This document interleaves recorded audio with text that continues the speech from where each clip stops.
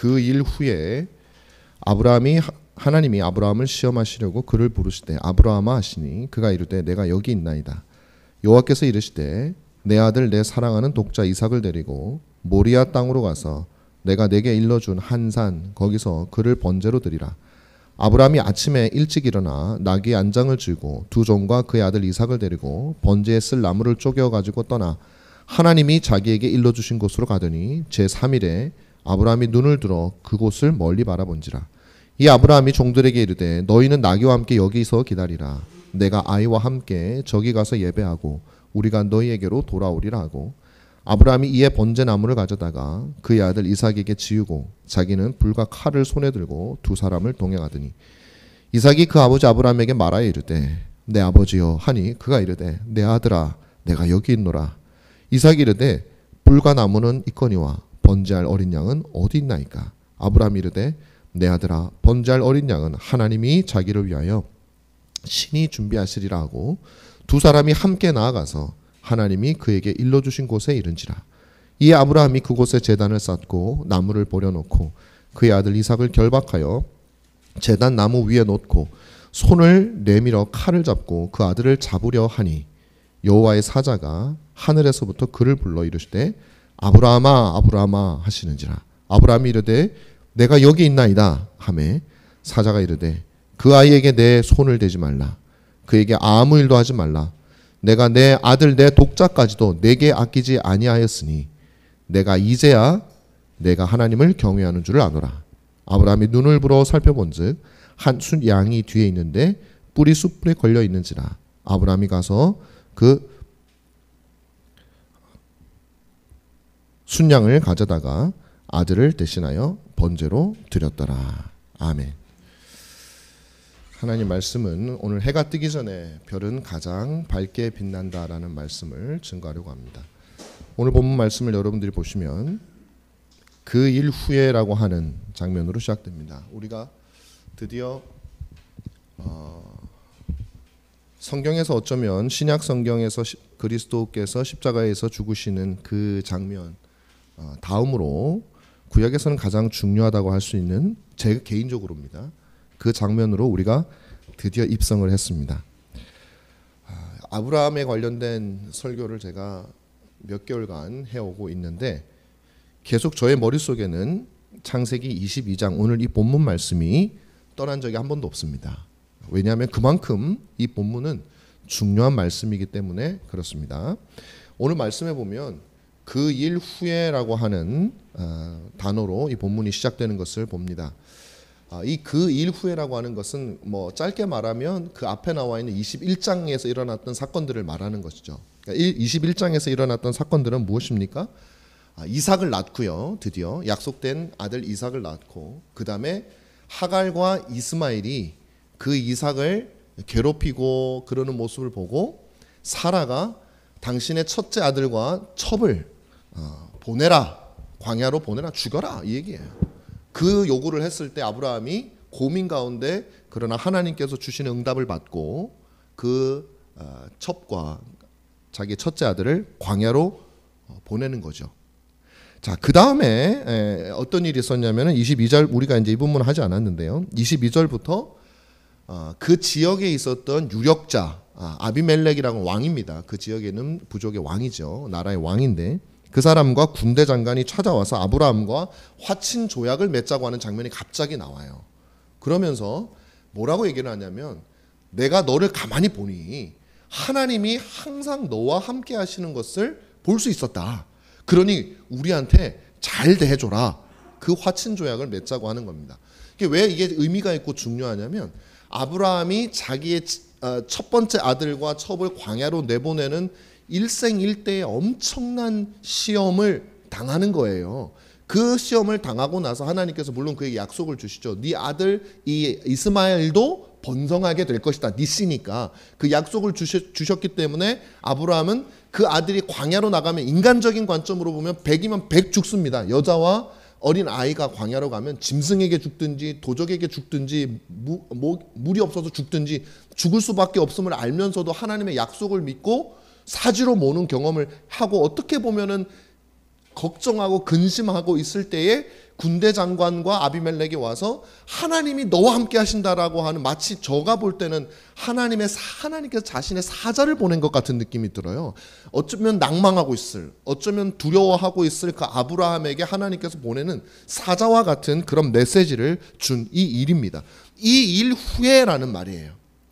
다시 말하면 조금 더 우리가 넓게 보면, 짧게 보면 21장이지만 넓게 보면 12장부터 지금까지 있었던 모든 아브라함에게 하나님께서 인도하셨던 모든 시험과 연단과 이 모든 일 후에라는 것으로 저에겐 들려요. 그 일 이후입니다. 자, 다시 말하면 지금까지 있었던 모든 것들이 바로 오늘 있을 창세기 22장을 위한 준비였다라는 것입니다. 왜 하나님께서 나타나셨다고 오늘 본문에 되어 있습니까? 시험하려고라고 되어 있습니다. 시험. 뭘 시험합니까? 믿음을 시험하는 거예요. 왜? 내가 지금까지 12장부터 믿음의 조상으로 한 명 만들기 위해서 믿음을 연단시켰는데 그 믿음을 시험하기 위해서 하나님께서 나타나신 겁니다. 이 믿음은요, 그냥 우리가 말하는 믿음이 아니에요. 주기철 목사님, 기독교사에 위대했던 사람, 탁월한 믿음의 영웅들이 많이 있지만 그들이 가졌던 믿음과도 약간은 결을 달리하는 믿음입니다. 이 믿음은 뭐냐면 내가 인간에게 줄 수 있는 가장 온전한 믿음을 내가 너희에게 보여주리라라는 것입니다. 앞으로 믿음의 조상이라고 아브라함이 이름을 붙이게 될 텐데 이 아브라함이 보여주는 이 믿음이야말로 오고 오는 세대에 너희들이 정말 믿음하면 떠올리게 될 그 완전한 모델을 내가 보여줄 것이다 라는 것이죠. 그래서 여기서 말하는 시험이라고 하는 것은 하나님께서 연단하신다라는 의미가 아니라 테스트하신다는 의미예요. 과거에 하나님이 아브라함을 시험하셨던 모든 것들은 연단입니다. 디서플린이에요. 그를 훈련시키고 강하게 만들기 위한 것이었어요. 그런데 여기에 나타나는 시험은 하나님께서 이제 보여주시기 위한 거, 테스트하시기 위한 거예요. 그리고 아브라함뿐만 아니라 오고 오는 모든 세대의 그 믿음이 무엇인가를 한번 보여주는 거예요. 저는 이렇게 생각을 해요. 우리가 동상 제막식을 할 때 멋진 동상을 하거나 아니면 건물도 마찬가지로 너무나 멋진 무언가를 만들어 놓고 베일을 딱 씌워놓은 다음에 그것을 공개하는 행사를 하잖아요. 그때 베일을 쫙 걷으면 정말 오랜 시간에 걸쳐 만들었던 그 걸작품이 짠 하고 나타나며 영광을 발하는 것과 같이 하나님께서 아브라함의 그 긴 인생 동안 연단하시고 지금까지 끌고 오셨던, 그리고 오고 오는 모든 세대의 본이 되는 믿음의 걸작품이 무언가 하는 것을 우리에게 보여주기 위해서 제막식을 하기 직전이라는 말씀이죠. 저는 굉장히 감격스럽습니다. 감격스러워요. 그래서 하나님께서 이렇게 말씀하시는 것 같아요. 사랑하는 오고 오는 세대의 아브라함의 자손들아, 모든 믿는 자들아, 교회들아, 내 언약의 백성들아, 이게 믿음이야. 내가 이제 너희들에게 믿음이 뭔지를 보여줄게. 사람들이 이것도 믿음이라 그러고 저것도 믿음이라 그러고 이렇게 믿는 것도 믿음이라 그러고 다 각자 자기 소견에 옳은 대로 하는데 아니야. 믿음이 뭔지 내가 오늘 한번 보여줄게. 아브라함을 통해서. 그러니까 여러분 기대를 오늘 가지셔야 되는 거예요. 어떤 믿음인가. 자, 근데 그 내용이 뭐냐를 딱 들으면은 기대가 아니라 반감이 생길지도 몰라요. 그게 뭡니까? 연단이 뭡니까? 이거예요.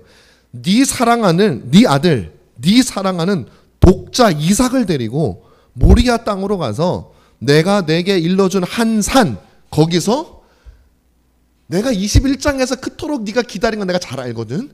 그 아들을 번제로 삼아라. 야, 하나님이 주시는, 보여주시는 믿음이라는 거는 도대체 기대를 했는데 이게 뭡니까? 이 세상에 어떻게 이런 말이 있을 수가 있어요? 아브라함 입장에서는 정말 기가 막힐 거예요. 아니, 첫째 아들을 광야로 보내라고 해서 생떼 같은 아들을 떼놓은 지가 얼마 됐다고, 그 일 이후에.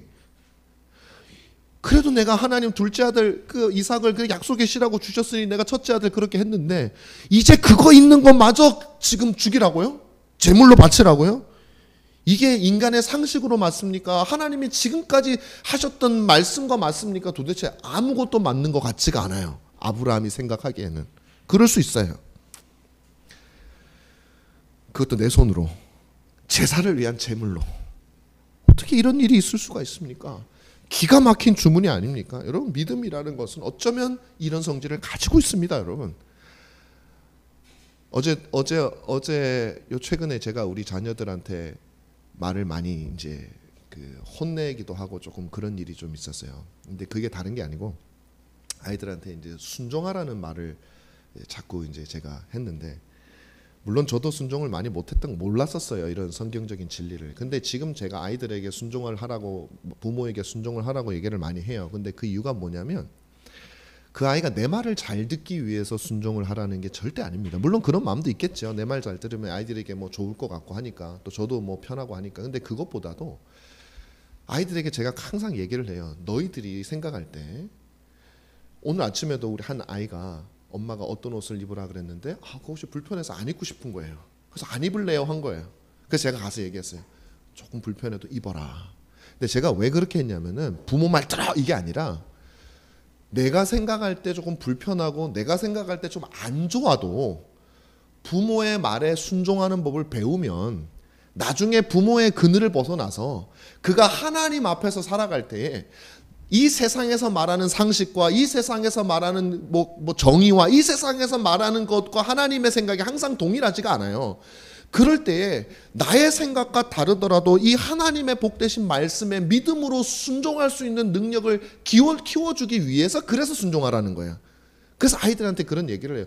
나한테 순종하라는 게 아니라 하나님이 너희가 어릴 동안에는 아빠 엄마를 하나님의 대리자로 줬기 때문에 너희가 아빠 엄마가 좀 설령 잘못하더라도 너희가 내 말을 들어야, 하나님은 실수 안 하셔. 아빠 엄마는 실수하지만 하나님은 실수 안 하셔. 너희가 어른이 되면 하나님 말씀만 들으면 너희에게 복이 되는 거야 라고 가르쳐주기 위한 것이죠. 오늘 이것은 아마 그 극한일 거예요.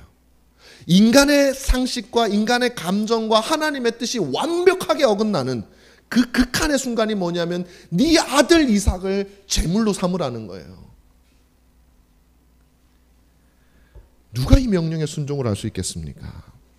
여러분, 만약에 창세기 12장에 등장하는 처음 아브라함이 부를 때 그 아브라함이라면 이거 못했을 거라고 저는 확신합니다.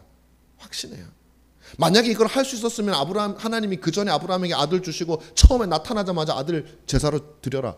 못해요. 그래서 하나님이 아브라함에게 12장에 준 것은, 야, 내가 지시할 땅으로 네가 가면 내가 너에게 자손 많이 줄게. 반대요, 반대. 많이 줄게. 그러니까 하는 거예요. 우리는 그런 존재예요. 그런데 하나님이 믿음을 연단시킨다면 그 반대예요. 있는 것도 없애봐라, 나를 믿고. 하나님은 22장 10장에 걸쳐서, 연수로 따지면 수십 년에 걸쳐서 아브라함의 믿음을 연단하신 거예요. 여러분, 하나님의 명령을 잘 보면요, 이 증거가 딱 나타나요. 아브라함에게 낯선 명령이 아닙니다.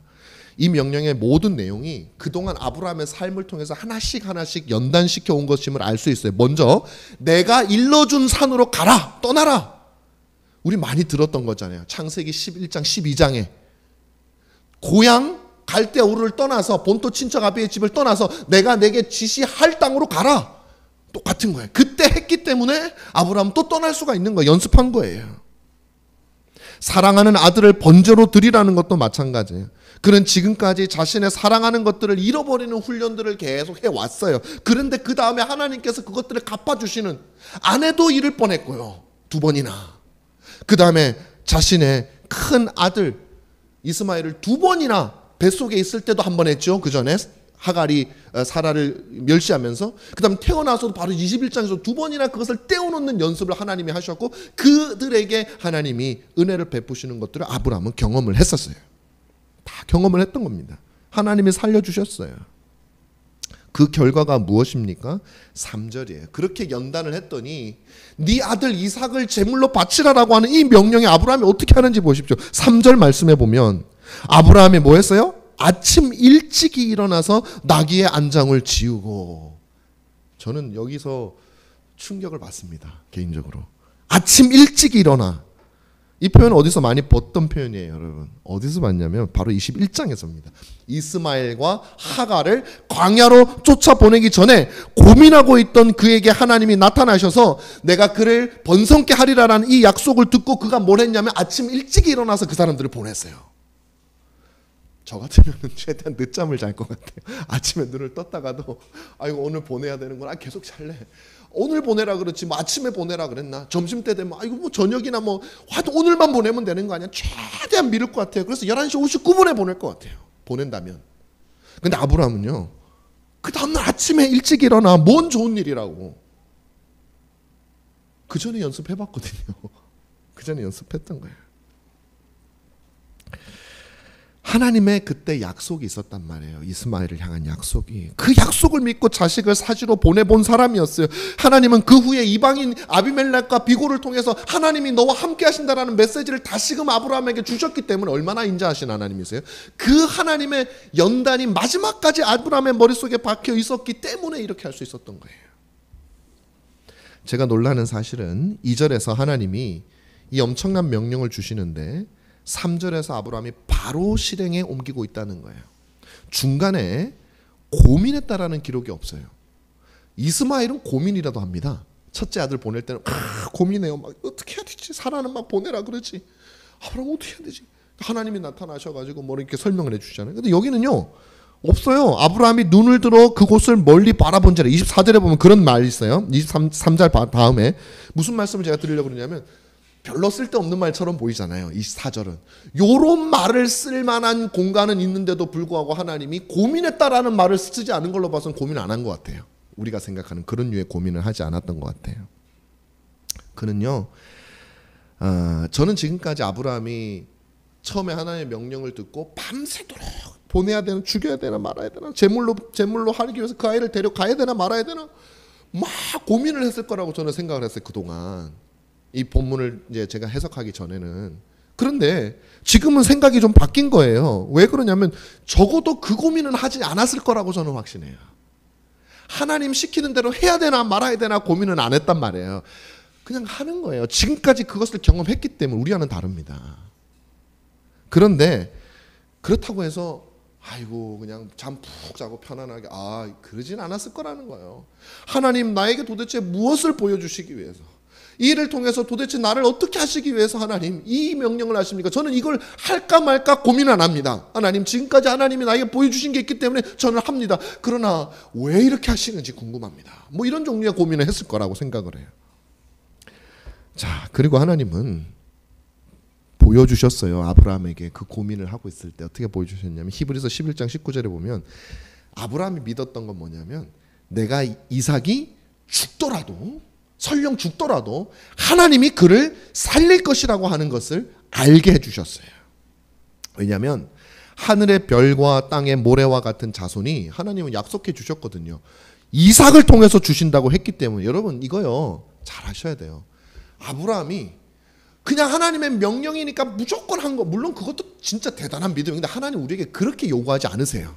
하나님의 명령이니까 너는 무조건 해. 그렇게 요구하지 않으신다고요. 하나님이 우리에게 요구하시는 건 뭐냐면 먼저 약속을 주시고 명령하신다는 거예요. 아브라함이 이렇게 할 수 있었던 것도 마찬가지예요. 하나님의 약속을 믿었기 때문에 그렇게 할 수 있는 거예요. 그 약속이 뭡니까? 이 이삭을 통해서 하늘의 별과 같은 자손을 주게 하리라고 약속을 하셨거든요. 그래서 아브라함이 내린 결론은 뭐냐면 약속은 주셨는데 죽이라고 하시니 순종하고 나면 살려주시나 보다 이렇게 생각을 할 수밖에 우리가 볼 때는 웃긴 얘기죠. 그죠? 말도 안 되는 얘기잖아요. 그렇지만 아브라함은 그걸 믿는 거예요. 왜? 약속이 그러니까. 하나님의 약속과 섭리가 충돌되어 보일 때가 얼마나 많은지 몰라요. 우리 인생을 살다 보면 하나님이 우리에게 주신 약속과 나에게 일어나는 일들이 서로 충돌되어 보이는 일이 얼마나 많은지 몰라요. 그러나 여러분 아브라함을 통해서 하나님 우리에게 보여주시는 것은 그 약속을 믿고 가라는 거예요. 가라는 거예요. 자, 여러분 우리가 그럼 약속을 믿음으로 이제 그걸 본다 그랬잖아요. 약속을 본다 그랬잖아요. 그러면 그 뭘 보는지 한번 여러분 또 잘 이거 오해를 많이 하는 거기 때문에 제가 오늘 말씀을 꼭 드려야 되겠어요. 믿음으로 우리가 보는 거는요. 미래에 일어날 일을 보는 게 아닙니다. 엄밀하게 말하면. 자, 물론 맞아요. 미래에 일어날 일을 보는 건 최종적인 결과죠. 중간에 일어날 일에 대해서 우리가 마음대로 상상하는 거는 본문 말씀을 보면 뭐냐면은 우리가 믿음으로 보는 것은 다시 말하면 하나님께서 믿음으로 우리에게 보여주시는 것은 하나님이 어떤 능력을 가지고 계신 분이고 그 일을 이룰 수 있는 분이라고 하는 그 사실을 우선적으로 우리에게 알려주는 것이지 우리가 상상하는 예를 들면 이런 겁니다. 이삭의 아브라함의 경우가 그렇죠. 자기가 생각했을 때는 이거예요. 내가 이삭을 죽이더라도 하나님께서 그를 살려주실 것이라고 하는 것을 보았던 거예요. 그런데 그것은 맞았어요? 틀렸어요? 결과적으로 말하면 틀렸어요. 왜? 이삭이 죽지를 않아요. 이삭이 죽지 않고 하나님께서 양을 예배해가지고 이삭을 살리시죠. 자, 다시 말씀드리면 아브라함의 예상은 틀렸습니다. 그러나 아브라함이 믿었던 하나님은 정확하게 일치가 되는 거예요. 어떤 하나님이에요? 죽더라도 살리는 하나님을 아브라함은 성경을 하나님의 약속을 통해서 본 거예요. 그 죽더라도 일으키시는 일이 이삭에게는 일어나지 않았지만 누구에게 일어났어요? 이삭의 자손인 주 예수 그리스도에게 일어난 거예요. 그래서 아브라함은 이미 그 하나님을 보았기 때문에 하나님은 이삭을 굳이 죽일 필요가 없어요. 이미 아브라함은 죽더라도 부활시키는 하나님을 보았기 때문에. 그래서 성경은 요한복음은 우리에게 뭐라고 말하냐면 아브라함이 주님께서 나의 때 올 것을 보았다라고 말하잖아요. 그리스도를 보았다라고 하는 거예요. 언제 보았어요? 이 순간에 본 거예요. 내가 하나님의 명령을 듣고 죽인 자도 살리시는 하나님을 아브라함이 보았을 때 그는 이삭을 넘어서 그 이삭이 상징하는 주 예수 그리스도를 이미 본 거예요. 그 능력을 가지고 계신 하나님을 이미 믿은 거예요. 여러분, 우리가 믿음으로 보는 것도 이것입니다. 내가 사업이 힘이 들 때 하나님께 기도합니다. 믿음으로 하나님이 내 사업장을 일으키실 것입니다 라는 것을 보고 믿는 게 아니에요. 여러분, 하나님은요 내 사업장을 일으키실 능력이 있습니다라는 사실을 여러분이 이미 믿으면 오히려 안 세우실 수도 있어요. 이게 좀 모순적이긴 한데 물론 안 세운다는 얘기는 아니에요. 하나님이 하실 수도 있고 그렇지 않을 수도 있어요. 근데 우리의 신앙은 어떻습니까? 늘 하나님 내가 이렇게 하면 하나님이 이렇게 하실 줄 믿습니다라고 하는 전제 속에서 거기서 벗어나면 하나님에 대해 의심하고 원망하기 시작한다는 거예요. 하나님이 나에게, 내가 예를 들면 우리가 헌금 같은 것도 마찬가지죠. 내가 헌금을 하고 11조를 잘하고 하면 하나님이 반드시 물질적으로 부족함 없이 해줄 것이라는 사실을 믿고 하는 게 아니에요. 여러분, 여러분이 그렇게 하는 것은 하나님이 그렇게 하실 수 있는 이미 능력이 있고 그 능력이 여러분을 위해서 사용되고 있다는 것을 우리가 믿고 하는 거지, 반드시 내가 11조를 하면 10배로 채워주실 것이기 때문에 한다? 그렇진 않습니다. 제가 한 2, 3년 전에 대학 선배의 아버지가 돌아가셔가지고 장례식장을 갔는데 대학 졸업한 이후로 처음 만났던 또 다른 선배를 만났어요. 근데 그 선배가 참 친했거든요. 제가 대학 다닐 때. 제가 3년 선배인데 그 선배가 이제 사업을 하더라고요. 멋있어졌어요. 그래서 사업 어떠냐고 물었더니 뭐 보니까 너무 막 대놓고 잘 된다고는 안 하는데 겸손하니까 그 잘 된다는 얘기 같아요 보니까. 그러면서 막 좀 맛있는 것도 사주고 뭐도 그러더라고요. 온 사람들한테 나중에 끝나고 난 다음에. 근데 그분이 간증을 하더라고요. 하나님이 11조를 꼬박꼬박 내면, 자기가 사업하면서 경험한 건데 11조를 꼬박꼬박 내니까 물질적으로 어려움을 주시지 않는 것을 경험했다라고 얘기하는 거예요. 여러분, 이거 사실입니까? 거짓말입니까? 근데 이분한테는 사실이에요. 이분이 저한테 거짓말을 왜 하겠어요? 사실입니다. 자, 그러면 항상 사실인가?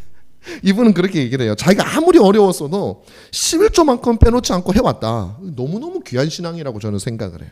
그런데 그건 잘못된 게 아니라 너무너무 아름다운 거예요. 그런데 물질적인 어려움을 자기는 당해보지 않았기 때문에 하나님은 이렇게 하면 반드시 이렇게 하신다. 그 말은 뭐냐면 듣는 사람은 너도 이렇게 하면, 다시 말하면 너도 잘 살고 싶으면 11조 해라.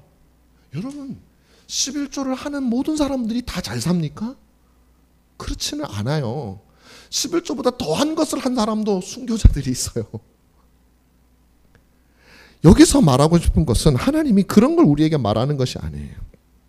우리의 믿음은 내 인생 사사건건이 내가 이렇게 하면 하나님은 반드시 저렇게 할 것이다 라는 믿음이 아니에요. 하나님은 그런 약속을 한 적이 없기 때문에 그런 거예요. 하나님이 우리에게 주신 약속은 뭐냐면 내가 너를 사랑하기 때문에 네가 무엇을 하든지 내가 너와 함께 하리라라는 약속은 주셨고, 내가 너를 지키리라, 내가 너를 보호하리라, 세상 끝날까지 너와 함께 하리라는 약속을 주셨지만 네가 11조를 하면 내가 반드시 너를 물질적으로 풍요롭게 하리라는 약속은 주신 적이 없어요. 만약에 그게 있다면 저는 그것을 설교해야죠. 근데 성경을 아무리 뒤져도 그런 얘기는 없어요. 그 비슷하게 보이는 구절 때문에 많은 분들이 그렇게 얘기를 하는데 그렇지 않아요. 자, 우리의 믿음은 여러분, 내가 이걸 하면 하나님이 이렇게 주실 것이야. 내 상상으로 그게 아니라 그 너머에 계시는 그것을 충분히 하실 수 있는 능력의 하나님, 그것을 어떤 방식으로든 나에게 이루실 그 하나님을 우리는 바라보는 것이 우리가 11조를 합니다. 우리가 최선을 다해 신자다운 삶을 살기 위해서 자신을 부인하며 살아갑니다. 그럼에도 불구하고 가난할 수도 있고 다른 고난을 당할 수도 있습니다. 그러나 우리의 믿음은 11조를 하는 자에게 물질을 준다는 그 사실에 있는 것이 아니라 물질을 주실 수 있는 능력의 하나님, 그럴 수 있을 만큼 부여하신 하나님의 믿음이고, 하나님께서 그 부여하심을 여러분들을 위해서 어떤 방식으로든지 반드시 사용하신다라는 이것에 대한 믿음이에요. 내 뜻대로 사용하는 것에 대한 믿음이 아니에요, 여러분. 그건 내가 하나님이 돼야죠. 여러분들이 11조를 하시거나 여러분들이 하나님께 여러분들의 헌신을 하시면 물질로 주시지 않는다면 그보다 더 복된 것으로 여러분을 채워주시는 하나님이라는 말씀이에요, 여러분. 그게 우리 기독교 신앙입니다. 언젠가 그분은 반드시 여러분이 생각했던 그것보다도 더 풍성하게 여러분을 채우실 하나님이시라는 겁니다. 그것이 물질이든 그것이 여러분의 영혼의 풍요로움이든 영생이든 무엇이든. 아브라함이 이삭을 보며 죽은 자를 살리시는 하나님을 보았고, 그것이 이삭이 아니라 그리스도에게서 성취되었던 것처럼 우리가 하나님께 헌신할 때 우리는 이 세상의 모든 부요함을 가지고 계시는 주님께서 우리의 영혼을 진정으로 부요하게 하실 그날, 우리 모든 신자들이 누리게 될 이 세상의 돈과 재물과는 비교할 수도 없이 풍요로움을 느끼게 될 그날을 우리는 바라보아야 된다는 거죠. 여러분, 아브라함의 믿음을 제가 조금만 더 파고들겠습니다. 아브라함은 아침에 일찍 일어나 번제에 필요한 모든 것들을 나귀에 싣고 이삭을 데리고 두 종과 함께 떠납니다. 하나님이 지시한 그 산을 향해서 3일을 걸어가요. 왜 3일일까요? 뭐 예수님이 무덤에서 3일 동안 계셨으니까 3일이다, 뭐 그럴 수도 있겠죠. 근데 저는 그 말씀을 드리고 싶진 않아요. 저는 믿음의 테스트 같아요. 마음이 변하나 안 변하나.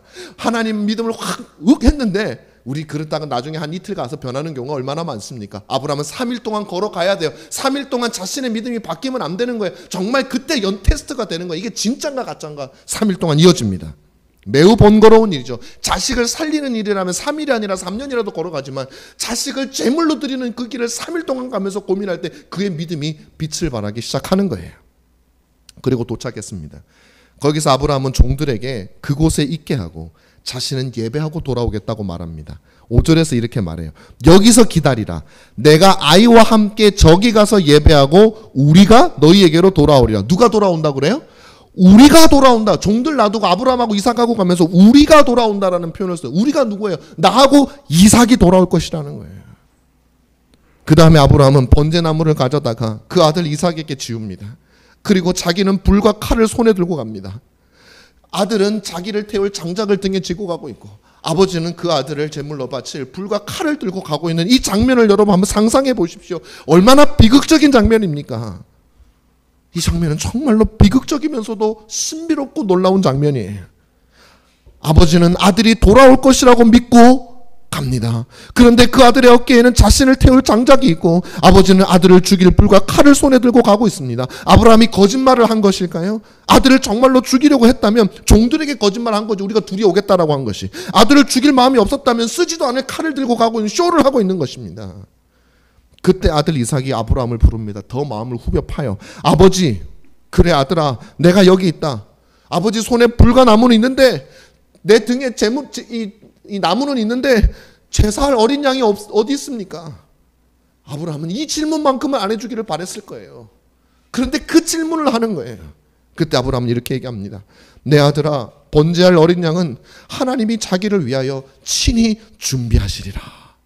무슨 말이에요 갑자기? 아브라함은 아들을 죽일 마음이 없는 겁니까? 그렇게 들리잖아요. 오히려 아브라함이 칼을 가지고 가는 것은 아들이 아니라 양을 잡으러 가나? 그렇게 생각할 수 있어요. 아브라함의 믿음은 이삭이 아니라 하나님이 양을 주실 것이라는, 내가 안 죽어도 양을 주실 것이지, 그런 믿음처럼 보입니다. 그런데 히브리서 말씀드린 대로 11장은 그렇게 말하지 않아요. 아브라함은 정말로 이삭을 죽이려고 했다는 거예요. 그래서 오늘 본문에서도 증명합니다. 9절 이하에 보면 아브라함은 자신의 아들을 결박합니다. 그리고 제단 위에 올려놓아요. 그리고 손으로 칼을 잡습니다. 그리고 아들을 찌르려고 합니다. 이거 쇼가 아니에요. 하나님이 급하게, 오죽하면 하나님이 급하게 아브라함아 아브라함아 2번이나 불러요. 그리고 하나님은 아브라함의 믿음을 인정합니다. 아들을 죽인 거예요. 아브라함은 속으로 아들을 죽인 거예요. 마음으로 이미 죽은 거예요. 그 아들은. 그러니 그는 정말로 아들을 죽이려고 했던 것이죠.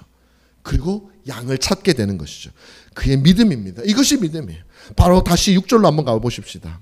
아브라함은 손에 칼과 불을 가지고 가고 있고 이삭은 장작을 등에 지고 가고 있습니다. 이 순간 아브라함의 마음에는 두 가지 생각이 있습니다. 하나는 이삭을 죽이는 거예요. 다른 하나는 이삭과 함께 돌아오는 겁니다. 어떻게 이 말이 안 되는 현상이 일어납니까? 헛소리같이 들립니다. 믿음이 없는 사람이 들으면 이거 모순이에요. 저 예수 믿는 사람들은 정신 나간 사람이에요. 한 마음은 아들을 죽일 마음을 가지고 있으면 다른 한 마음은 아들과 함께 돌아오는 마음을, 어떻게 그런 종교를 믿을 수가 있습니까? 그러나 아브라함에게는 이 일이 가능했어요. 가능한 일이었다고요. 그게 믿음을 가진 사람의 특징이었다고요. 어떻게 가능합니까? 믿음이에요. 어떤 믿음이죠? 하나님의 능력에 대한 믿음이에요. 죽은 자를 살리실 수 있는 믿음이에요. 그 아들 예수 그리스도를 살리신 그 믿음이, 그 능력이에요. 그리고 하나님의 약속에 대한 믿음이죠. 그 믿음에 따르면 이삭이 죽는 것도 동시에 이삭과 함께 돌아오는 것도 가능한 거예요. 히브리서 11장이 그것을 설명하죠.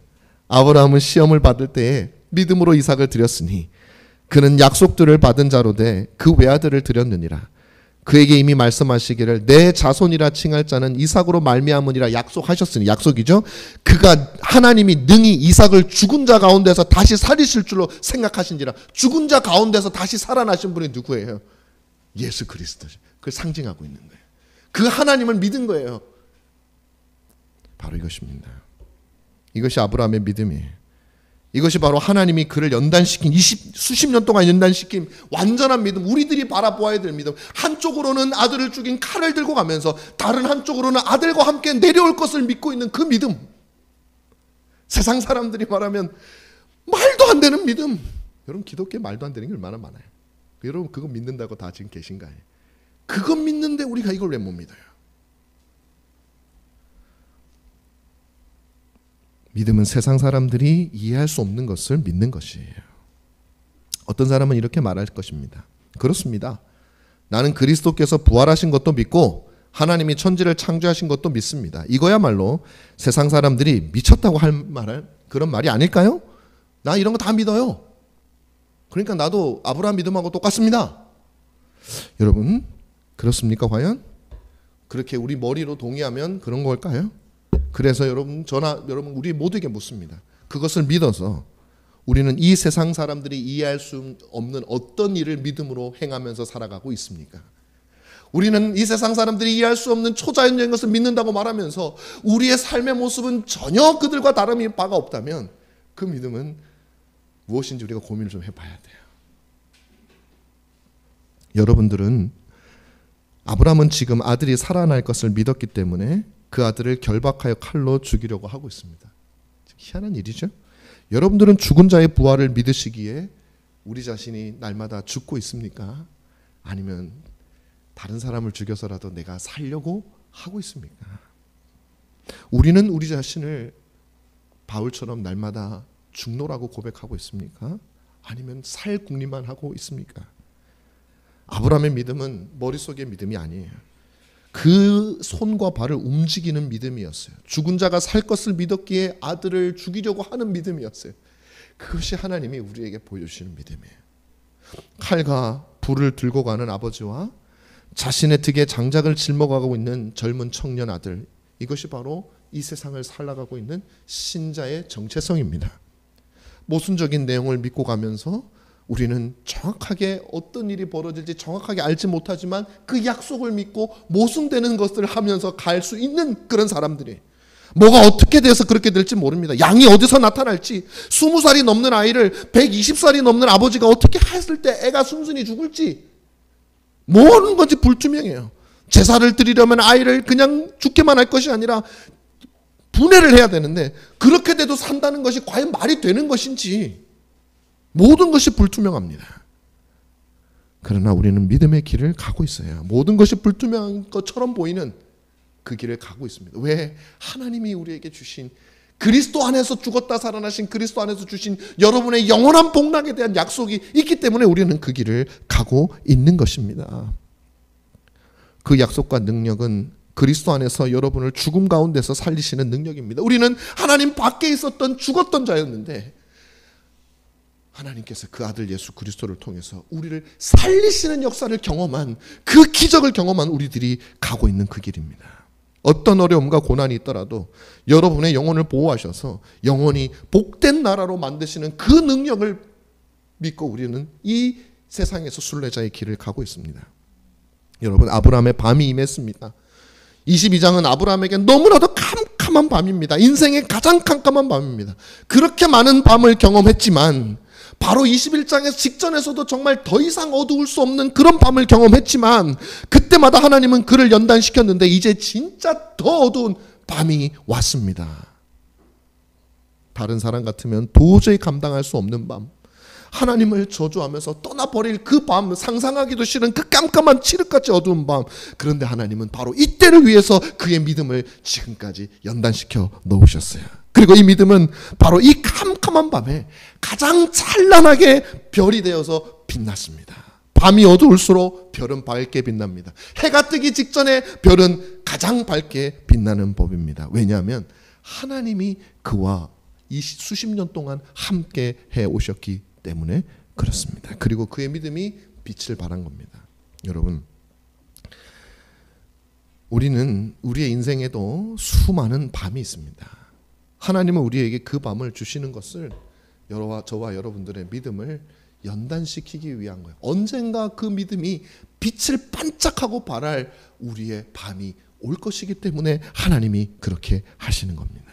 하나님은 우리에게 약속을 주심으로 모든 고비고비를 이기게 하셨습니다. 우리로 믿음을 성장시키고 우리의 믿음을 지키시고 계십니다. 우리 인생의 밤마다 그렇게 우리는 믿음의 별이 되도록 하나님은 지금까지 우리를 인도해 왔습니다. 그러나 여러분, 아직 우리는 인생의 가장 캄캄한 밤이 우리에게는 아직 오지 않았습니다. 누구에게나 오지만 아직 우리 모두가 한 번도 경험해 보지 못한 그 가장 칠흑같이 어두운 밤이 아직 우리에게는 오지 않았단 말입니다. 그 밤이 무엇일까요? 죽음이에요. 저와 여러분 중에 누구도 죽어본 적이 있는 사람이 없습니다. 세상 사람들은 죽는 것은 그저 눈 감는 것이라고 생각을 합니다. 그러나 믿음 안에 있는 신자들은 죽음이야말로 우리가 언젠가 경험하게 될, 그렇게 우리가 두려워해서 죽음이란 말조차도 하지 말라고 그렇게 말하고 진지하게 나의 죽음을 생각하면 겁나고 더 두려운 그 죽음의 순간에 하나님은 우리의 믿음의 불을 활짝 피우도록 하기 위해서 지금까지도 여러분들을 연단하고 계시고 평생 동안 여러분의 믿음을 연단하고 계신다는 사실을 기억하시기 바랍니다. 바로 죽음의 캄캄한 밤이 우리에게 임할 때 지금까지 연마했던 우리의 믿음은 빛을 발할 것입니다. 요단강을 우리가 건너야 될 때, 죽음이 우리를 유혹하며 우리의 믿음을 부정하라고 얘기할 때, 마지막 그때에 우리의 호흡이 넘어가는 바로 그 순간에 여러분, 그리스도께서 여러분들에게 빛을 발하셔서 여러분들이 미소로 소망 가운데서 우리가 죽을 수 있다면 얼마나 영광스러울까요? 얼마나 영광스러울까요? 지금 많은 부모님들이 내 자녀를 위해서, 내 자녀의 신앙을 위해서 여러분들이 기도하고 그렇게 하고 있을 줄 알아요. 더 나아지기 위해서, 더 신앙이 성숙하기를 위해서. 그러나 여러분, 부모가 자녀에게 줄 수 있는 가장 위대한 신앙의 효과는 언제 나오는지 아세요? 저와 여러분의 호흡이 넘어갈 때 소망 가운데 여러분들이 죽는 모습을 자녀들에게 보여주면요, 그것보다도 더 영광스러운 믿음의 전수는 없습니다. 근데 그렇게 하는 사람이 거의 별로, 신자들마저도 별로 없어요. 다들 그 앞에서 벌벌벌벌 떱니다. 목사든 뭐든 그렇게 이런 하나님의 은혜에 대해 설교하고 죽음이 별거 아니라고 했지만 정작 자기가 죽음에 대해서는 벌벌 떠는 모습들을 우리는 얼마나 많이 봤는지 몰라요. 그때 믿음은 부정되어집니다. 오히려 저는 여러분들이 많은 고난도 있으실 줄 알아요. 인생을 돌이켜보면 여러분, 우리에게는 아직까지 우리의 그 믿음이 찬란하게 불태울 그 날이 남아있어요. 그리고 하나님은 그 날을 위해서 여러분의 믿음을 사용하신다고 봅니다. 저는 여러분들이 이 아브라함의 내용을 여러분과 제가 보면서 바로 이 사실을 기억하시길 바랍니다. 우리의 믿음은 우리의 생각과 내 생각의 범위 내에 있을 때에만 가는 것이 아니에요. 우리의 믿음은 하나님의 약속을 보고 쫓아가는 겁니다. 여러분의 이성이, 여러분의 친구가, 세상이, 뉴스가 뭐라고 얘기를 해도 우리는 하나님의 말씀과 그 약속을 보고 쫓아가는 겁니다. 손에 불과 칼을 들고 자식과 함께 걸어올 생각을 하면서 걸어가는 신자의 삶이 바로 우리의 삶입니다. 그리고 그 믿음은 화려하게 불타게 될 것입니다. 그러므로 여러분, 아브라함의 믿음을 본을 삼으시기를 바랍니다. 그 믿음을 생각하시면서 묵상하시기를 바랍니다. 이것이 믿음이야 라고 보여주시는 하나님의 그 보여주시는 것을 무시하지 마시기 바랍니다. 그리고 내 삶을 그곳에서 되어보십시오. 아브라함은 말로만 하나님이 세상을 창조하시고 자신에게 약속해 주셨다는 것을 믿은 것이 아니라 그 초자연적인 하나님의 초자연적인 명령을 초자연적으로 순종할 수 있는 믿음이 있었어요. 저와 여러분들도, 저도 똑같습니다. 같이 우리가 그 길을 걸어가고 마지막 날에 우리가, 저는 제 꿈이 뭔지 아세요, 여러분? 제가 유학할 때 제가 다녔던 그 외국 교회에서 참 그런 얘기를 전 진짜 많이 들었어요.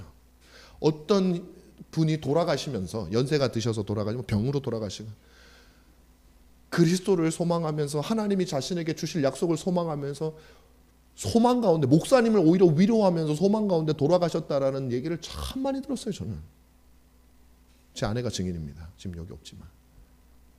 근데 우리나라에서는 진짜 그런 얘기를 별로 못 들었어요.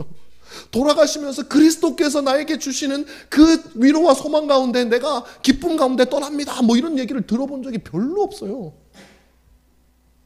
저는 그것이 우리 은가람 교회 안에는 목사로서 제가 가지는 소망입니다. 제가 여러분들보다 먼저 갈 수도 있고 여러분들이 저보다 먼저 갈 수도 있잖아요.